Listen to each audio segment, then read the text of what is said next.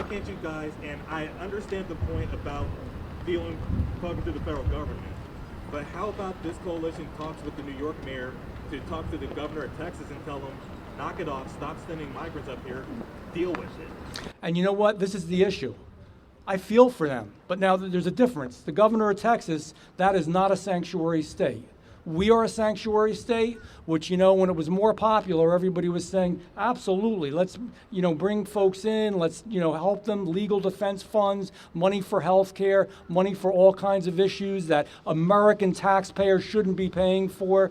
So in the case of New York, glad to talk to anybody, glad to talk to the mayor. I've already communicated with the governor and with the president and let them know, both of them, that this is something we're firmly against. And I mean this. I'm not being just a tough voice here. What I'm saying is Governor Murphy has a real relationship with this president. They're very similar on almost all of the issues. It is time for Governor Murphy not only to say that he's against it, to go to the president and say this is unacceptable, I will not support it. And it's time for this governor and all of us, if they try to do it, to block it from happening in any way, whether it's through legislation, which is hard to do in this case because it falls under his purview, or whether it's literally physically blocking it. But even based on your rhetoric and most of the people here,